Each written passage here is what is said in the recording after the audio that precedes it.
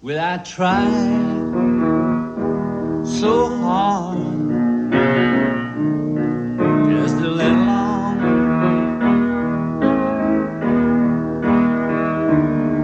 but my angel of destruction keeps on hounding me all around.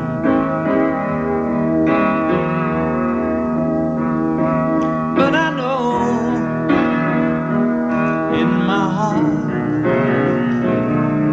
what's the matter with this thing? It is sticking on my feet here. That's why we are having these interruptions. Very bad.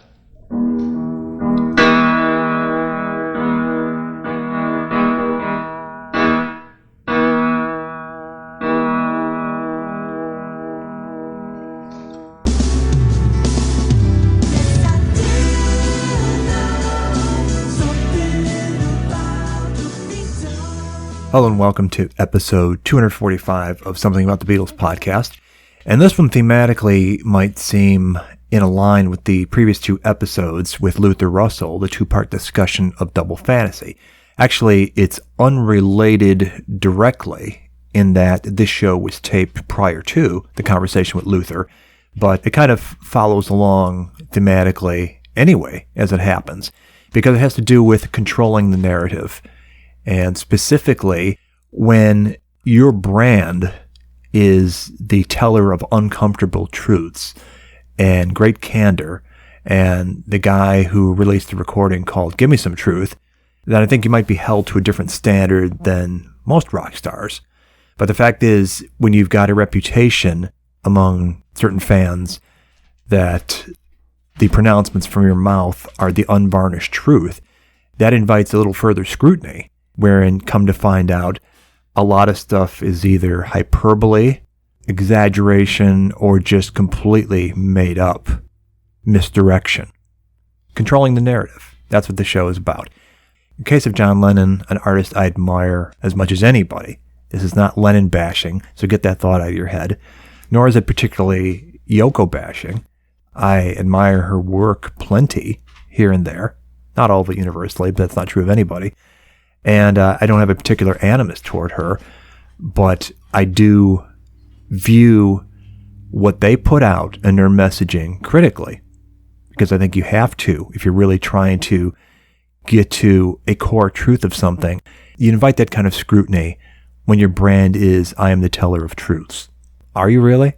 And if one wants to make the argument, you could say, well, the song Give Me Some Truth itself is less so when it's not credited to Lennon and McCartney, isn't it? But that's a whole other thing. Anyway, specifically, this was inspired by a blog piece turned into a magazine article published by the Village Voice by past and now returning guest Robert Rosen. You know him as the author of Nowhere Man, which came out in 2000, I want to say. He talks about it in this conversation. The book he put together from having examined the stolen John Lennon diaries from Dakota that Fred Seaman gave to him to turn into a book, which he eventually did, but not with the journals in hand. He had to reconstruct it from memory. And that was the book that he put out there. It has since been updated as an e-book you might want to check out, because all the while he was working on that, he had his own diaries, which were returned to him after being seized by the Lennon estate. You'll hear him talk about that in this conversation. But we weren't here to talk about Robert's experiences per se. We were here to talk about the blog piece that he wrote about the book Prisoner of Love by Peter Doggett, a respected journalist who wrote You Never Give Me Your Money, which has got to be one of the best readings on the Beatles' business affairs. It is not a perfect book, as some of you fans have noted, to be completely honest, but it is a worthy book and an essential book. And in any event, he's somebody with the solid credentials. He's not a Goldman, or he's not even a Philip Norman. He's somebody who tends to get the story straight and go where the facts go, and I give him credit for that. And he's done a number of other books on other things. He actually did a book on the artistry of John Lennon that's worth seeking out. I don't think it was published in America, but was published in Britain, so you can look for that. He's also done a book on Crosby, Stills, and Nash. You can find out for yourself what other stuff he's done, but I enjoy his writing, and he's a solid researcher. Prisoner of Love was due to be published in April of 2021. It had been a pre-order for a while, and at the very last minute, it was spiked, canceled, done. Couldn't get it. And what made the book so compelling, so interesting, it was to cover the Dakota years, the last 5 years of John Lennon's life, and Peter had access to the Lennon diaries. That sort of suggested that he had the cooperation of the Lennon estate. I don't know the ins and outs of that. I have reached out to him. He did not want to talk about it. All we can do now is have this conversation with somebody who knows a bit about publishing and did the article that he did. Furthermore, there was the memoir of someone who considered John Lennon a friend that he met during the Dakota years, Mike Tree, as John called him. He was a plant doctor that did work on the plants growing inside the Dakota apartment. That was how he was hired, how he came into the circle, what he saw, his experiences with the Lennons. He came to write a memoir himself, describing the friendship that he felt with John, who showed an interest in Mike's paintings and the conversations they had and trips they took, all that sort of thing. That was another book that there's a very convoluted, interesting tale about its publishing history, or I should say its non-publishing history, that Robert relates. But I would encourage you all, either follow the link on the somethingaboutthebeatles.com website or Google it yourself, Village Voice, Rosen, Mike Tree, Doggett, and you'll find the article he wrote on Capture and Kill.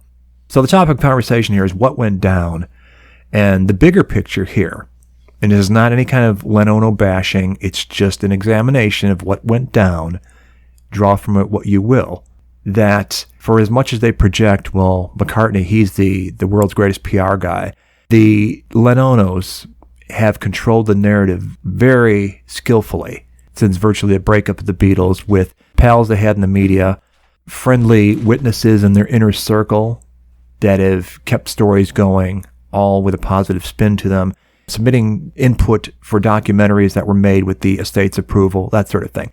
There's very definitely a narrative that they wanted to put forth into the world that they maintain tight control of.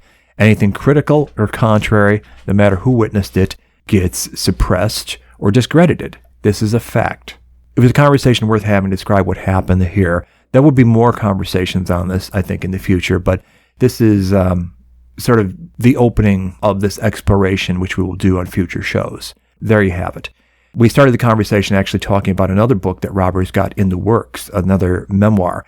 There was the book that he put out when he was last on the show called Bobby in Naziland, which describes his upbringing in the 50s and 60s in Brooklyn, where the environment was largely comprised of a neighborhood of survivors of World War II and the Holocaust, informing that experience. So they did change the title upon republication. Now it's called A Brooklyn Memoir, but it's a very compelling read. I enjoyed it. And so he's doing another volume in his memoir series into the 70s now. He's lived a very colorful life and seen and experienced a lot of cool, interesting things. And stuff like that fascinates me. So it may fascinate you as well. But here our conversation starts talking about that project before we pivot into the story of Peter Doggett, Mike Tree, and Capture and Kill. The new book, I've been working on it for a couple of years. I don't have a title for it. It's about the 1970s, the underground press, hitchhiking. A pretty long excerpt from chapter 1 ran in the Village Voice a couple of months ago. So your listeners can track that down through my website. It's about the Weathermen and the house in my neighborhood where they had a bomb factory, 11th Street. In 1970, March 1970, the house blew up and 3 weathermen were killed. 2 became fugitives. There were 5 people there, but they were building a huge dynamite and nail bomb, and they were going to blow up an officers club in Fort Dix in New Jersey, where there was a dance going on. And I don't know how much you know about the Weathermen, but they were a radical political group opposed to the war, opposed to racism. They're a splinter group from the SDS, the Students for a Democratic Society, and they came to believe that violence was the only way to accomplish their aims. And most of them came from wealthy families, well-connected families. Talking Bill Ayers and Bernardine Dorn? Yeah. All those people, yes. And they were working in this beautiful townhouse on 11th Street in Greenwich Village. And the story's about moving to the neighborhood and seeing what became of the house. And after the house blew up, it was replaced with this almost avant-garde, extremely modern townhouse. And it's like there in the middle of a row of 19th century townhouses. And right after moving here, I walked by the first time and started wondering why the house looked like that. Why was it so different from every other house on the block? And I started looking into it. And then it gets into my college newspaper from the early 1970s, observation post at City College. And yeah, there were people on OP, observation post, who were connected to the weathermen, and one of whom was a good friend of somebody who died in the explosion. And that's basically what the first chapter is about. And that's what ran in the Village Voice, where, you could easily track it down and read it if you're interested. Yeah, for sure. No, that's fascinating as hell. And so it's interesting. You had a personal connection in as much as that was your neighborhood and you were aware of it when it happened. And then your curiosity was piqued when you saw what they built in its place and you want to track that story down as well. It was major news at the time. This was March 6th, 1970. All these wealthy people lived on the block, and their next door neighbor was Dustin Hoffman. And the explosion blew a hole into his apartment. And a few minutes before the bomb went off, he had been sitting right in the place where the explosion went off. So if he hadn't gotten up, he might have been killed. That made it a huge political news story with a major celebrity angle. Did you, at the time, before the explosion, have any idea that stuff was going on? I never really thought about it. I was like 16, 17 years old at the time, and I was really into sports, and I wanted to be a sports writer. And when it came to news, the only thing I really read were the sports pages. But this was just like so huge and so different from things that happened in Manhattan that you couldn't help hearing about it. It was on the front page for days. Did people know that extremists were living in their midst in this well-to-do neighborhood? No, they didn't know that. In fact, the two women who escaped, Kathy Boudin, whose name might ring a bell, she and Kathy Wilkerson, those were the two women who escaped. One was taking a shower. Kathy Boudin, she was taking a shower and she ran into the street completely naked. The other one, Kathy Wilkerson, was ironing at the time, and she ran into the street half naked, her clothes in tatters from the explosion. And a next door neighbor, who happened to be Henry Fonda's ex-wife, she took them in and gave them clothes to wear. And she walked out, and they started ransacking her place, and they found like subway tokens, and they got on the subway and they disappeared for 10 years. So on a dime like that, they recognized the danger they were in and had to get the hell out of there. Oh, yeah. Wow, that's amazing. Were Ayers and Dorn on site when that happened? No, it was 5 people. They weren't there. One of the people who was killed was Ayers' girlfriend at the time, and her name escapes me, but yeah, the people who were killed, you probably haven't heard of them, but the weathermen were essentially crazy. They were building bombs, and they were going by like manuals that they found, and they really did not know what they were doing. And they blew themselves up because they were inept bomb makers. And it was later determined they had 3,000 pounds of explosives in the house. And the FBI later determined if all the explosives had gone off, it would have leveled the block completely on both sides of the street. If my memory is correct, they had successfully set off a bomb or two before that without doing significant damage. Yeah, they were throwing Molotov cocktails at judges' houses and police stations and things like that. And they decided that Molotov cocktails didn't do enough damage, that they didn't even make the news anymore. So, they decided to upgrade to the real stuff used in a real war. They had literally declared war on the United States, and they upgraded to dynamite, and they started learning how to build real bombs. Incredible times. I know for the people who are listening to this that might not be aware, they took their name, Weathermen, from the Bob Dylan lyric, of Subterranean Homesick Blues? Correct. Yeah, that's in the article or, the excerpt. Right. Okay. Yeah, you don't need a weatherman to know which way the wind blows. And yeah, they were building the bombs in the sub-basement of the house, which the house belonged to Kathy Wilkinson's father, who was an executive somewhere, and he owned radio stations, and he used the sub-basement to refinish antique furniture. That was his hobby. And they were in the basement mixing up the medicine. Right. Just It sounds fascinating. I can't wait to check that out. Now, that's going to be part of the oncoming book, which, do you have a timetable for that? No. It's very slow going. I got like a bunch of different things going on now, like promoting my new book, which just came out. And at the moment, I'm just working on it when I could find some free hours. But it's going to be years, I'm afraid. It's a very difficult project that encompasses the 1970s, from the final days of the student left, or the final days of when the student left no longer really had any impact, to punk.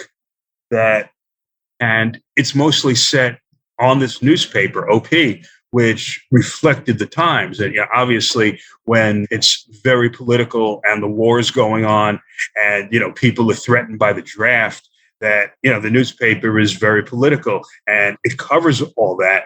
And by the time punk came around, the late 1970s, the Sex Pistols, it had just absorbed the punk ethic, and it became this insane pornographic punk thing, which totally expressed the punk ethic, just outrage for the sake of outrage.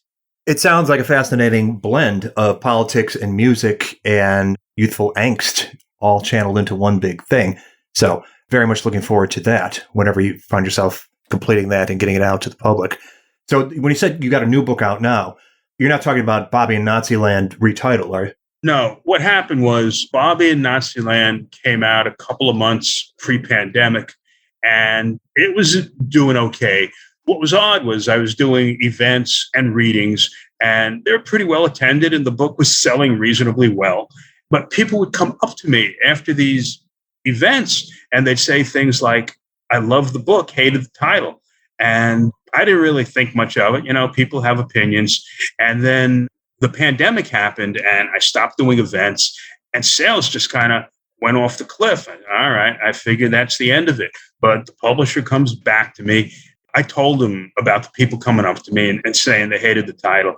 He wanted to put the book out under a new title. So we picked a Brooklyn memoir, which is what the book's about. It's more reminiscent of Neil Simon, Brighton Beach memoirs. And Bobby in Naziland, I thought, was like the perfect title. It was like a Mel Brooks kind of thing. And I liked it. A lot of other people liked it. It totally sums it up.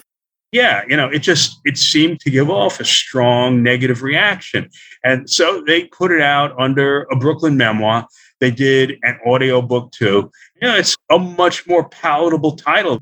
During a pandemic, I just don't think that was the kind of title that people wanted. And this is, much more benign. And let's see what happens with the audio book. But I made a number of changes in the book, a number of subtle changes all throughout. And it's a little tighter. It's a little bit better. I put in a few more things, and I just got to see, it's going to be out there for a long time. Clearly, your guest appearance on Sappy, whatever it was, 2 years ago now, touched a nerve with people. People really liked it. I understand you sold a few books out of it. Yeah, I was overwhelmed by the response. I saw that originally, right after it was announced that the Peter Doggett book was right about to come out, and that was April of, was it 2021 or 2020? Yeah, the date of my blog post is April 7th, 2021.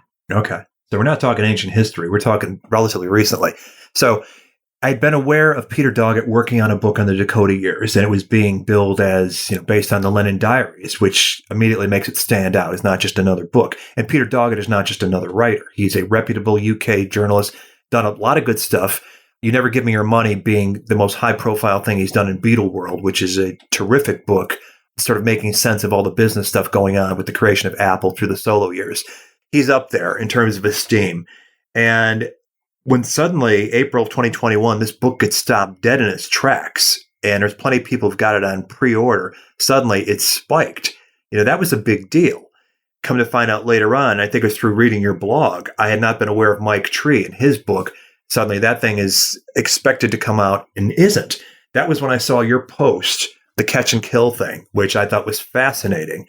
And so for the people who haven't read that, you can probably sum it up fairly easily what that whole thing is about and what it looks like to you. Well, what happened was the thing you're just talking about. I did the post about Peter Doggett's book that was killed. It was called Prisoner of Love, Inside the Dakota with John Lennon and Yoko Ono.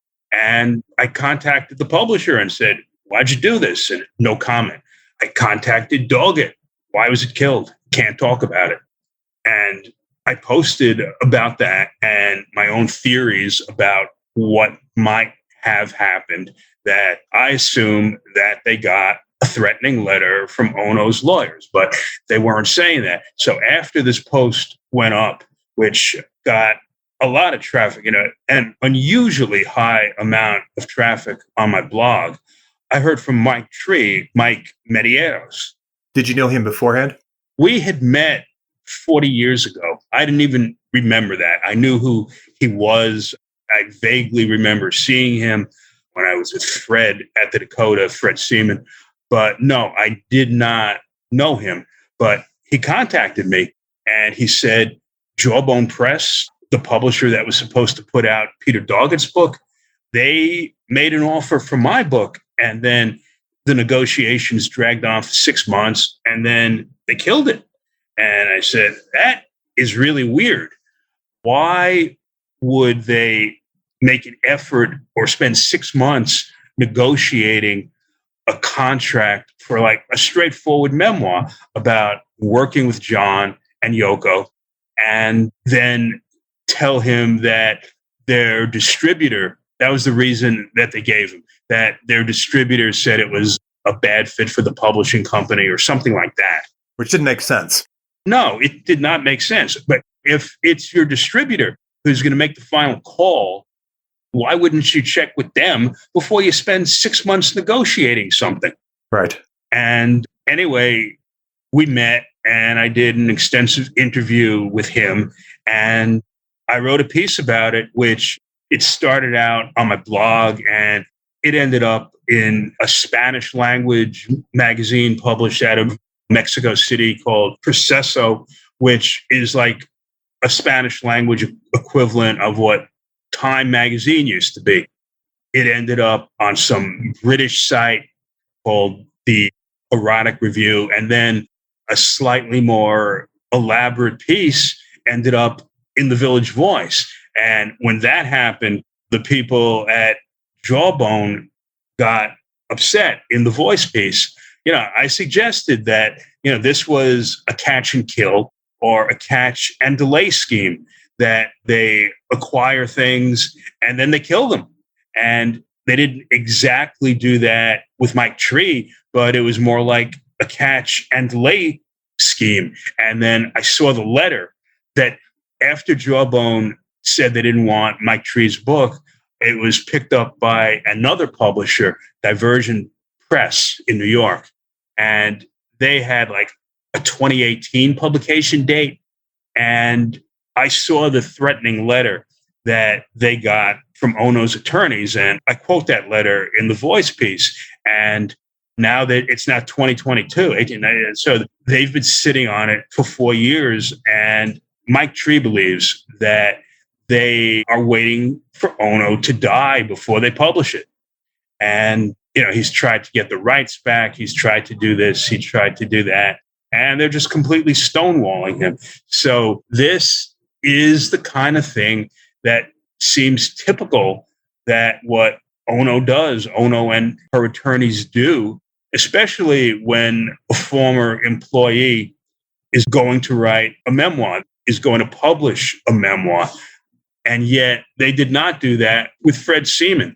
That Fred Seaman's book, who was the person that I was working with, Fred was the person who gave me Lennon's diaries that, 18 years after that, I finally figured out a way to publish Nowhere Man. But they did not stop Fred Seaman's book. And Fred's book was out there. It came out, I think, 1990, maybe 91.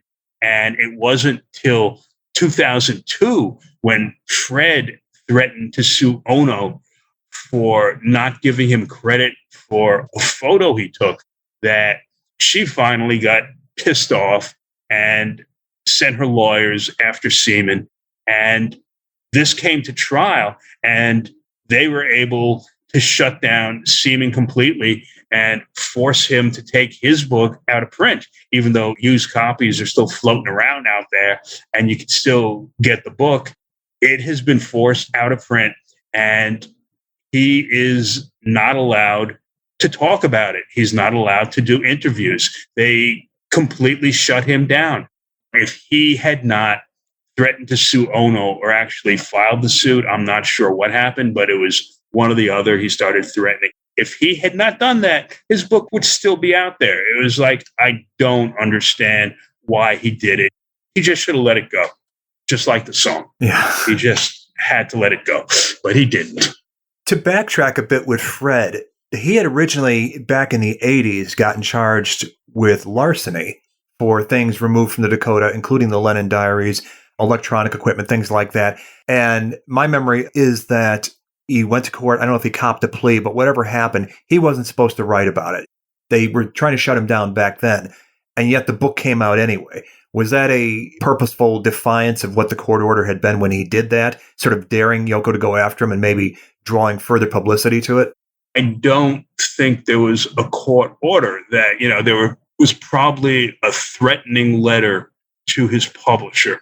I don't remember what the name of his publisher was at the time, but it was, a major publisher that, got the book out there. And they sent, I'm sure, a very similar letter that they sent to Mike Tree's publisher. And what seems to be the case time and again, going back to Albert Goldman, Geoffrey Giuliano, everybody who had access to something that they did not want the writer to have access to, they send threatening letters saying they're going to sue, they're going to do this, they're going to do that. And if the publisher goes forward with the book, nothing happens. The reason for that is, in some cases, like Giuliano, his whole marketing scheme was to try to provoke Ono to sue him.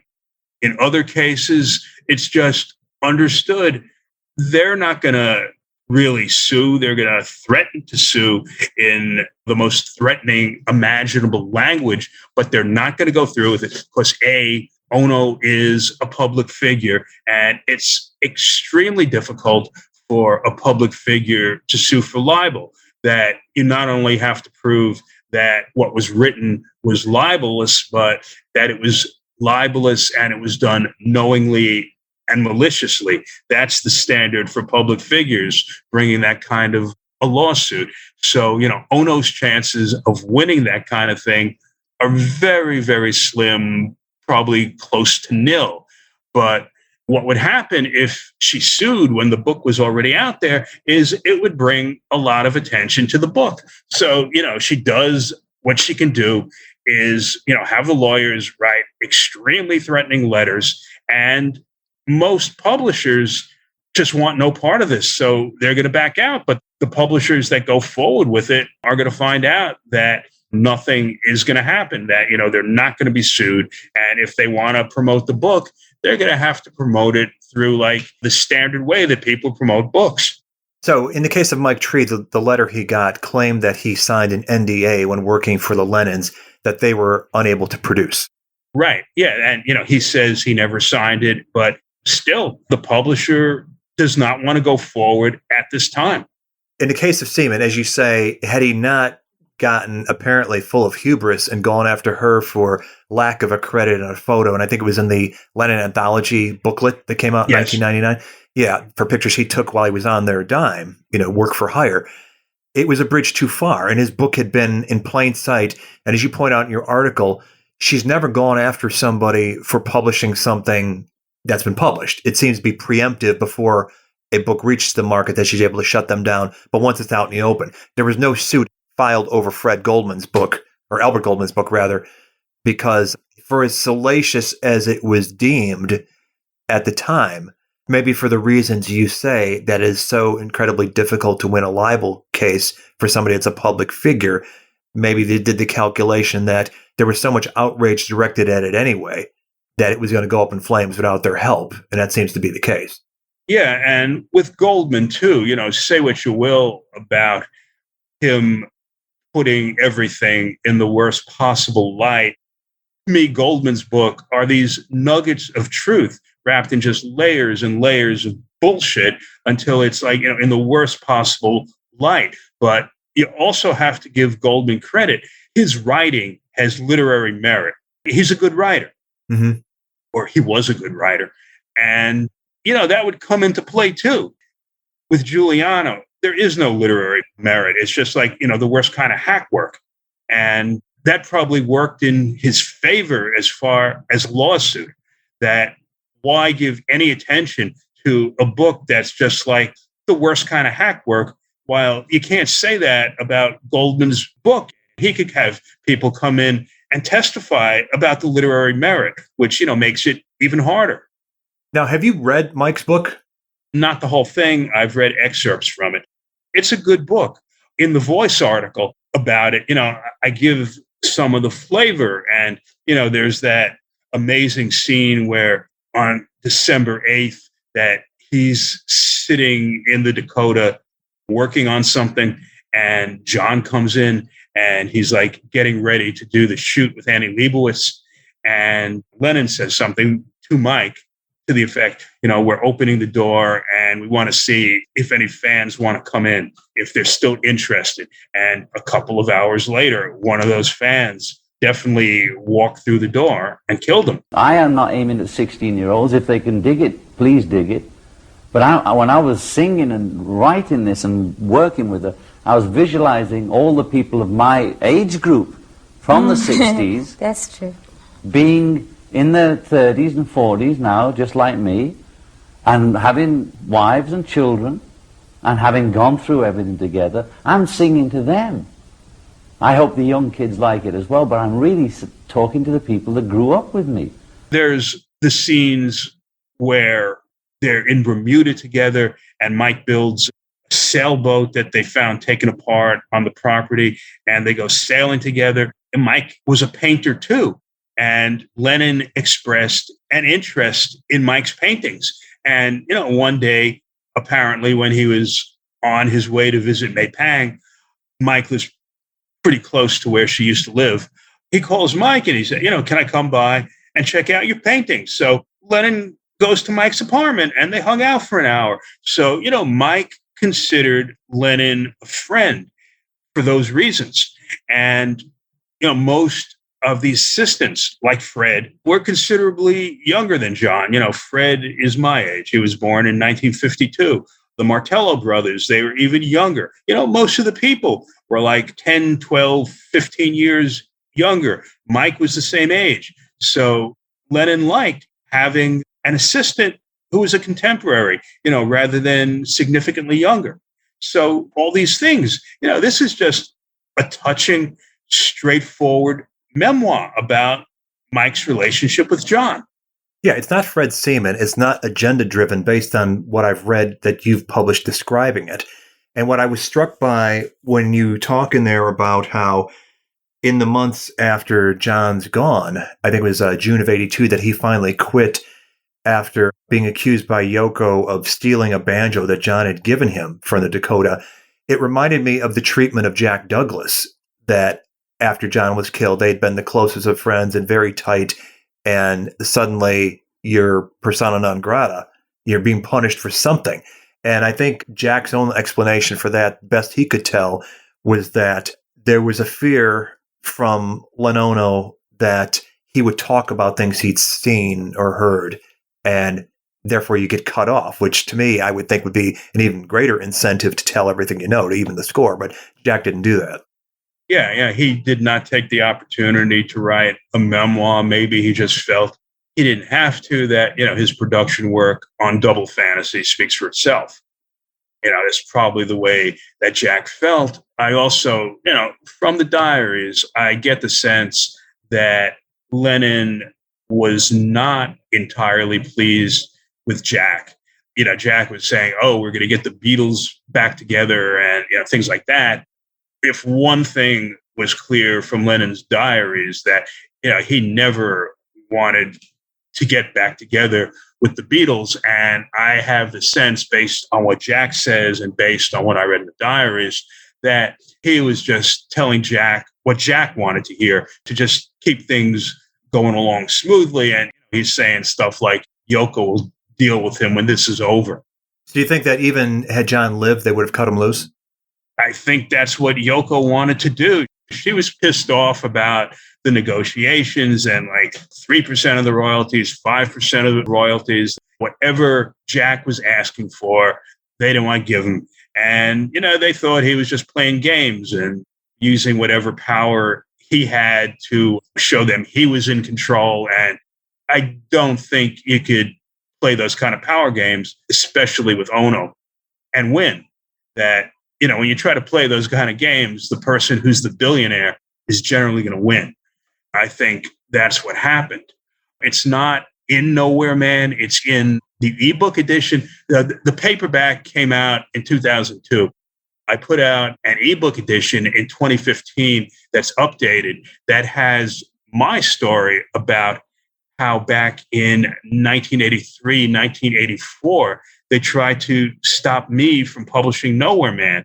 And what happened was, at a certain point, Playboy calls me, and Playboy was one of the places I had approached back in 1982 with a proposal for the book that became Nowhere Man. At the time, after Fred ripped me off, after my apartment was ransacked, after I had read the diaries and learned what was in there, I was 28 years old. I was a young freelance journalist who thought, I have got this amazing story here. This is like rock and roll Watergate with these burglaries and secret diaries.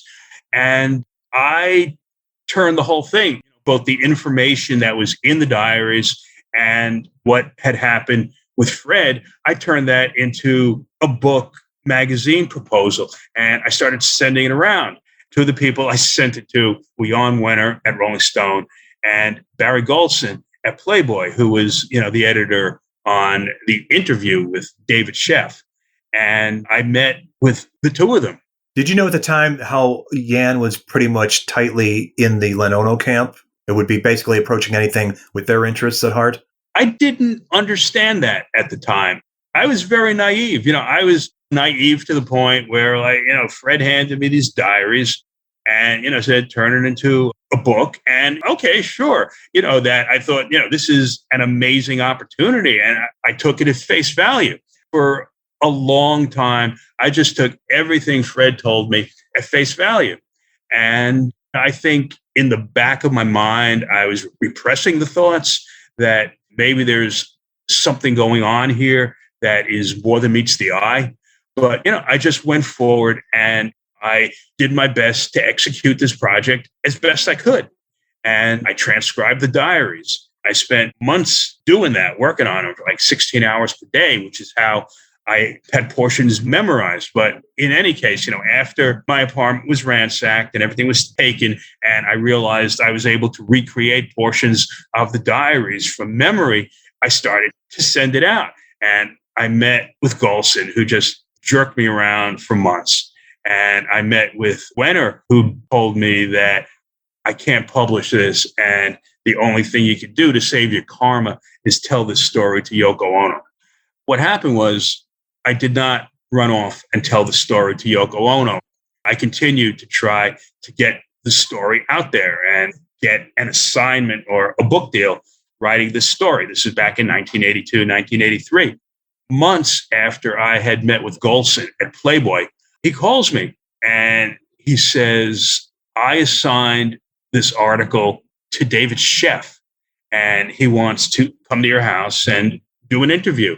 And, I realized at that point that I was not going to be able to get an assignment to write about this from, anybody who mattered. I had gotten a few offers for book deals at the time, and people would like quickly back out of it.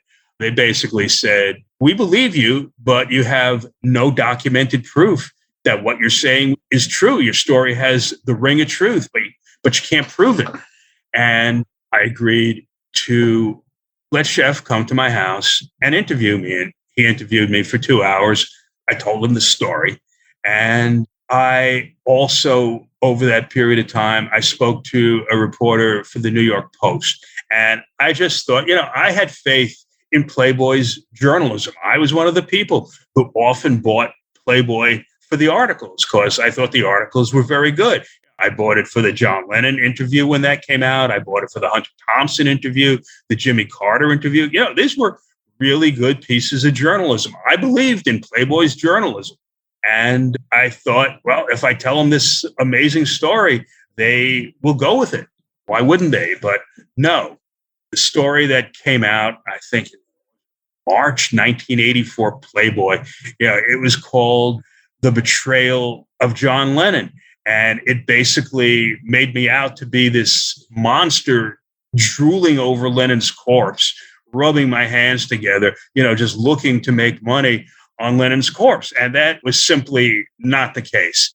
What I realized essentially was that the story that Playboy ran, written by David Sheff and his wife, Victoria, was a press release that Ono could have written herself that was dictated to David Sheff by Elliot Mintz. It was just Ono's side of the story. The whole time this Lennon thing was going on, and Fred, for years, is feeding me information about what's going on. I started keeping a diary on teletype paper like Jack Kerouac, and I had written like 500,000 words on teletype paper, and they had that. What they did was I did end up meeting with Ono in like September 1983, I think. Was that when the court case was happening with Fred? That was before the court case, that I finally did contact Ono through Elliot Mintz, and a meeting was set up. I went to the Dakota. I met with Ono, just the two of us. And, we sat in Studio One talking. And I told her what happened. I told her the whole story. I told her I kept diaries too. She asked to read my diaries. So she ended up putting me on the payroll, and I would come to the Dakota. I came to the Dakota with my diaries, with like 16 volumes of my diaries that covered the entire period from when Fred was hired in February 1979 till the day that I left on vacation for Jamaica, and I came back and found my apartment ransacked. I gave her 16 volumes of my diaries that covered this whole period. And I would sit with Yoko and Sam Havatoy in the Dakota kitchen, my diaries spread out on the kitchen table. They would read from my diaries, and they'd ask me questions about it. And, that went on for some time. They kept me on the payroll for 6 months. Then they cut me off. Had she gotten through all 16 volumes at that point? They kept them. They were supposed to give them back to me. They kept all 16 volumes. They gave them back to me 18 years later as the first edition of Nowhere Man was going to press. They held them for 18 years, I assume, as punishment for having read John's diaries. Yoko told me that John's diaries are so sacred, she didn't even want to read them. And you shouldn't have read them. And I said, well, I did. And I think it's only fair. All right, I read John's diaries. You can read my diaries. And they did. They also gave the diaries to Playboy. They gave my diaries to the New York District Attorney's Office. What Playboy did was, from those 500,000 words I'd written, they found approximately 200 words that were not really incriminating of anything, but taken out of context, they really made me look bad. And one of those quotes that they took from my diaries was my impression of what Ono was doing with the Lennon legacy and what I wrote about Ono. And this was the quote that I kept hearing about. I'm still hearing about it all these years later. This was the quote that the conspiracy theorists latched onto, that said, oh, he's with the CIA. he's the spy master who ordered a hit on Lenin. This is what conspiracy theorists had said about me. The quote, which I was describing Ono's dealing with the Lenin legacy, was dead Lenins equal big bucks. I said that about Yoko Ono. They made it sound like I was saying this about myself. That was the thing where, look at this creepy guy drooling over Lenin's corpse, when I was in fact talking about Ono. Of the 2-hour interview I gave to Chef, I think they pulled out 20 words that matched their storyline. And that was what they used. It was just a total hatchet job intended to destroy my life, to shut me down, to make sure that the story I told in Nowhere Man was never published. At the same time, a story came out in the New York Post, essentially echoing what was said in Playboy, the same kind of thing. A story came out in People magazine, echoing the same thing. This was a coordinated media campaign to shut me down. What I also found out was I heard from the New York District Attorney's Office, the Manhattan District Attorney's Office.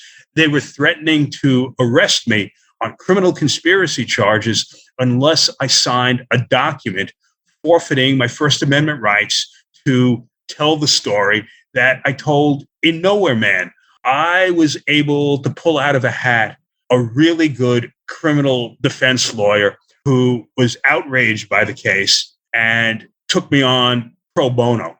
I was sitting in his office. His name is David Lewis. And he was accustomed to defending mafia people, but he was just like a top flight criminal defense attorney who was just outraged by the whole thing. And he's on the phone with the district attorney. And the district attorney, I'm hearing this on speakerphone as I'm sitting there. And the district attorney is like reading from my diaries, which he apparently found very entertaining. He's reading these like incredibly embarrassing passages. And this has nothing to do with criminal conspiracy. This is just passages that are calculated to embarrass me in a courtroom, I assumed. And David Lewis is sitting there listening. And when the DA finally finishes talking, he says, "You're in gross violation of my client's constitutional rights. We'll see you in court." I did not sign any documents forfeiting my First Amendment rights. I was not arrested for criminal conspiracy. It was the last I ever heard from the DA, that their whole thing was just designed to force me to sign this thing, which would have prevented me from writing Nowhere Man. And they were just counting on me not having adequate legal representation. And once I got legal representation, that was the end of it. So, that was how they tried to force me to not write Nowhere Man, to stop me in my tracks. And, they came very close to doing it. I was frightened. I didn't want to be arrested for criminal conspiracy. That just sounded awful. But, they had nothing. And all I had to do was find this lawyer. So that was how they stopped me. But it still took me 18 years to find a way to tell the story that I wanted to tell in Nowhere Man. And that was it. The MO seems to be rolling the dice on issuing threats that writers like yourself or publishers will be compelled to back down without any real weight of law behind them to force the issue on. With the case of the two publishers you're talking about with Mike Tree, they backed off of this stuff, but they had no legal grounds, especially when claiming there was an NDA that was never sent and they couldn't present in any case. If Mike had some backing and a good lawyer behind him, he could probably force something to happen in his favor that they couldn't fight, right? Well, the publisher would have to agree to go forward with it. I mean, that's the thing. He signed a deal with Diversion Books, and they have the rights to his book. They've already violated the contract because they were supposed to publish it in 2018, but they didn't. So first thing he would have to do would be to get a lawyer to get the rights back. And then maybe he'd be able to publish it himself. But Mike tells me that at one point he tried to do a self-publication thing through Amazon, and they wouldn't let him do it. Amazon wouldn't? That's what he said. Like they did the due diligence to know that he'd had a contract with another publisher? No, I think this was before he had the contract with Diversion Books, that he never signed the contract with Jawbone. They just dragged it out for 6 months. With Divergent, he signed the contract. They paid him the advance. But, this was before that. And for some reason, Amazon would not let him publish. And, I don't really understand why. You would have to get Mike Tree to explain that. I think he tried to explain it to me. I didn't get it. I was very surprised that Amazon wouldn't let him go forward with it, but they didn't. Is the implication that they were feeling pressure from Len Ono? It's entirely possible. How much money is Amazon going to make on a book like that? Not enough to make them take any kind of risk. But I don't know. That's just pure speculation. But it happened, according to Mike. Yeah. Yeah. When you were talking about your break-in before, which you've spoken about before, when you were in Bermuda or Bahamas, whatever, where you said you were, but when all this stuff was taken, are you familiar with the story Jack Douglas told in Beatle Fan of the break-in he had? No, I'm not sure I've heard that. Yeah, he said that in the same article, and this might have been another thing that certainly didn't win his favor with Yoko, but he spent a bit of the interview defending Fred Seaman and saying that he'd gotten a bad rap. But he goes on to say that he was gone and his apartment had been broken into. And the only thing that got taken was pictures of him with John. I hadn't heard that, but that just sounds kind of typical. According to Fred, his apartment was broken into too. And this is part of the story too, that in 1999, I finally got a deal to publish the book with this little publisher, Soft Skull Press. And simultaneously, when that happened, that was when Fred started threatening or already filed a suit against Ono over the credit for the photo. And Ono's lawyers contacted me at this point in 1999, 2000. I had a good lawyer, but all these years past, 18 years, my brother had gone to law school and he became a top flight attorney who was able to hook me up with another really good attorney who charged me nothing. He was doing a professional courtesy. My brother, his name was Jay Butterman, and he had a cordial relationship with Ono's lawyers. He worked with them. Ono's lawyers needed my testimony in the Seaman case, that I was essentially the star witness. Everything that Seaman did, I knew about. They needed my cooperation. It was never said, it was never spoken, but I believe it was understood by both parties. It was certainly understood by me that if they started hassling me with Nowhere Man, I was not going to be cooperative. And that was just apparent. If I was not cooperative, I was going to be subpoenaed and they were going to force me. I was subpoenaed anyway, but I did not make it difficult. They asked me to give a deposition. They asked me to testify at the trial. I did these things. I was cooperative. I told them the truth. Basically, all I had to do was tell them the truth. Tell them my testimony at the trial was more or less the chapter in Nowhere Man called John Lennon's Diaries. That chapter at this point, I have testified to that chapter under oath. So, no, they did not hassle me.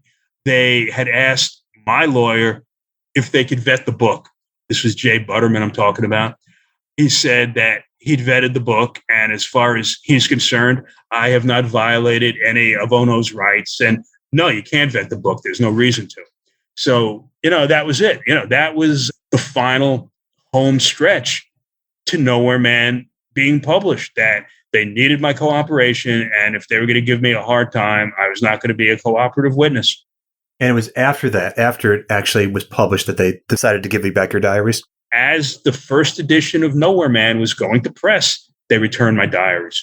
And is that something that you were able to, when you talk about your revised version you did for the ebook, was that anything drawn from the return of your diaries? Yeah, in the ebook, I do have excerpts from my diaries in there, that the timeline in the days following Lennon's murder, that there was just like so much going on and it was so crazy. This was all in my diaries. And I was trying to recreate that in the first edition. I was trying to recreate that from memory. And I was wrong. I thought that Seaman came to my house 24 hours after the murder. He actually called me within 24 hours, but he didn't come to my house till like a couple of days later. So, I had the timeline wrong. There was some things I didn't remember about my meetings with Ono and Sam Habitoy and Ono's attorneys. So, yeah, that, getting the diaries back made a difference. But not having the diaries, not having the transcripts from Lennon's diaries, just being forced to do this, to reassemble what I could reassemble from memory, and having 18 years to do this. And I didn't work nonstop for 18 years. I put the book aside for years at a time, but then something would always come back to me that would make me want to go back to it. And little fragments just accumulated over those 18 years. And because of that, because of what I was forced to do, I was forced to be creative. I think it made it a more interesting book.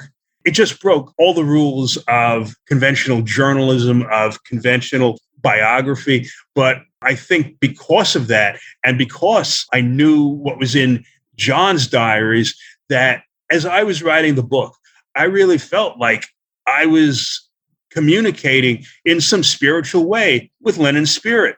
And I'm not a person who's big on the occult and all that stuff. By knowing what was in the diaries and trying to recreate it in a way that would pass legal muster, and just spending all that time thinking about John and learning about John and reading what he read and going through old newspapers and seeing exactly what he was reacting to about gold futures and gossip in the National Enquirer. There was some kind of creative melding there in a way that I can't quite explain. The thing that makes Nowhere Man kind of magical and has enabled it to endure for these 22 years is that I somehow captured the energy that was in Lennon's diaries without actually quoting from the diaries. I created this parallel universe almost. When you first found out that Peter Doggett was writing Prisoner of Love and that he was drawing from the diaries, what was your reaction? My reaction was, this guy is a respected journalist, and that over the years, the majority of people who have read Nowhere Man have come to accept it as accurate because it is. But, there is still an intense and very vocal minority who say it's bullshit. It's all made up. It's fiction. At one point, they were saying there were no diaries. The whole thing was made up. So I was thinking that if somebody like Doggett, who is, a respected journalist, a respected Beatles biographer, if he really did have access to the diaries, which I think he did, and what he is writing is true, which I had no reason to think it wouldn't be, that it would confirm large portions of what was in Nowhere Man. So I think his book would have been a good thing for me. So what do you think ultimately led to its suppression at this time? The suppression of his book? Yeah. Well, it occurred to me, and Jawbone Press denies this strongly, as Donald Trump would say, very strong denial. This sounds like because of the fact that they spent 6 months negotiating with Mike Tree and then didn't go forward, and then acquired this book and then killed it at the last minute. That sounds to me like a classic catch and kill kind of thing, or a catch and delay kind of thing. And is it possible that Ono paid off this small publisher to do this? I suppose it's possible. I don't know if that happened. When things like this happen, you got to go with the simplest answer. And the simplest answer probably is, at the last minute, they got one of those threatening letters from Ono's attorneys, and they decided to kill the book. I don't believe that the publisher said this is not a good fit. Of course the book would sell. From what I've read, it's a good book and it deserves to be published. And someday it probably will. But I saw the letter that they sent to Diversion Press, and it sends a chill down your spine. It's very, very threatening. And, these are people with like unlimited financial resources. If they're going to go after you, they are going to go after you, and it's not going to be pretty. So, yeah, I think that they most likely, if it was with Jawbone, if it was not a catch and kill, then it was a threatening letter. And with Diversion, it was definitely a threatening letter. Just makes you wonder what it is that they are seeing in the manuscript that would be so threatening that even if they wanted to kill it outright, which for all intents and purposes they've done right now, because it's not out there. It's a year past due and people were expecting it and pre-ordering it. But is there something that's, okay, we don't want it out now, but after Yoko's gone, then it can come out? What's the difference? That's a good question. What's the difference? Well, after Yoko's gone, she won't be here. But, Sean will be here. Well, right. And Elliot Mintz will be here. Yeah, Elliot Mintz will be here. And, I think Sean feels the same way about these kind of books as Yoko does. After Seaman's trial and he was forced to give up all rights and not allowed to talk about it, Sean actually said this book should be burnt. And he shouldn't have said that. Burning books is not the way to go with anything, but that's clearly the way he feels. Another thing that Mike Tree says is that in Seaman's book, he took some of Mike Tree's experiences with John and made them his own. But in any case, from what I've seen of Mike's book, it is just a warm and loving story about John Lennon and being his friend. My understanding is that they had a friendship. They had these conversations that you would only have with your friend when somebody comes to your apartment, just to hang out and check out your paintings. That's something a friend does. That's not something a Beatle does. It's a friend. Of course, his story should be told. It would add significantly to our understanding of who John was and, what happened at this incredible time from 1977 through 1980 and beyond. Everything I've seen of Mike, and I've seen him quoted, and I've had some email exchanges with him, he seems like the last guy that would put something out that's deliberately tabloidy or counter to the narrative Lenona's been putting out for years. Everything but threatening. It'd be completely benign and non-threatening. And it makes me wonder, is there something in there, an odd sentence or observation or two, that they find counter to the narrative they put out there? They could certainly have it excised from the book if they really wanted to throw their weight around. But killing it outright just seems like overkill. Well, there's the myth, the bread baking house husband bringing up Sean. It's probably just like, one more thing that, no, he was not really the bread baking house husband bringing up Sean. I mean, there's no question that he had a close relationship with Sean and he was doing his best to be a good father and all that, unlike he was with Julian. But they had the governess and all the servants, and yeah, they did a lot of the hard work bringing up Sean. And when, Sean was acting up. So, anything that goes against the myth of this, bread baking house husband is something they don't want. I think it's strictly a matter of money.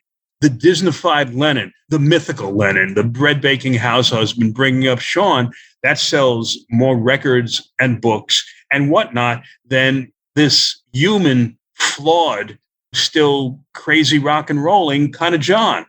I think that's definitely their perception. I think the world has moved on a bit from then. And the further you get from the baby boom generation, the less high his pedestal is. And I think the public's appetite seems to be more for a warts and all portrait of a real human being rather than this demigod. And they haven't quite caught up with that reality yet. Yeah, that seems to be part of it. And, while Yoko's here, and, who knows, somebody like Yoko, she could end up living to be 120. I mean, that wouldn't surprise me. You could end up setting the record for the, longest human alive. I hope she does. If she wants to live to 130, let her live to 130. That's fine by me. Yeah, as long as I don't hear from her lawyers, it's fine by me. I wish her a long and healthy life. But, as long as she's here, she is going to do what she can to perpetuate the myth as much as she can. And, probably Sean would want to do the same thing. You've probably, I would imagine, been aware of the various documentaries that seem to pop up on a regular basis, Lenin NYC and things of that ilk, BBC stuff. Do you follow that stuff, and do you have a reaction to it when you see more perpetuation of this Disneyfication? These days, I don't really follow it that much. I'm kind of locked in 1975 to 1980, and I just got so beatled out during those years doing the research for the book and keeping it up for 18 years. And still, here it is, 22 years later, after the book came out. I'm still talking about it. I'm still happy to talk about it. I'm delighted that people still are interested in my book. But for the most part, I don't keep up with it. I certainly watched Get Back, or as much as I could stay awake for. That was long. But your question was, what's my reaction to the documentaries and books and so forth that continue to perpetuate the myth, right? Yeah. No, I haven't really been paying attention to it. I just happened to stumble upon something and start reading it, and just whatever.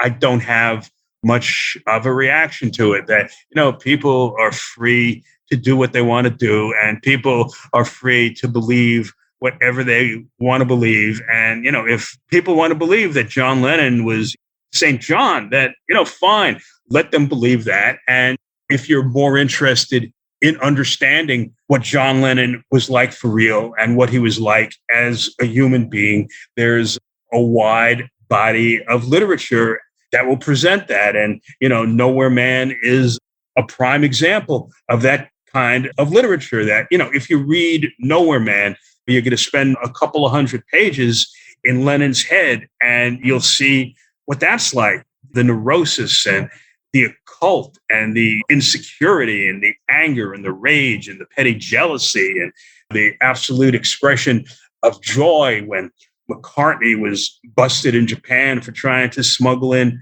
marijuana. And you'll also get the creative genius, the guy who went down to Bermuda knowing it was time to break out of his seclusion and get back into it and release an album after 5 years. The painful creative struggle to reconnect with his muse and the love he felt towards Yoko and towards Sean. I mean, that's all there. It's like the beautiful part of Lennon. And there was indeed a beautiful part with the part that was petty and angry and resentful and jealous.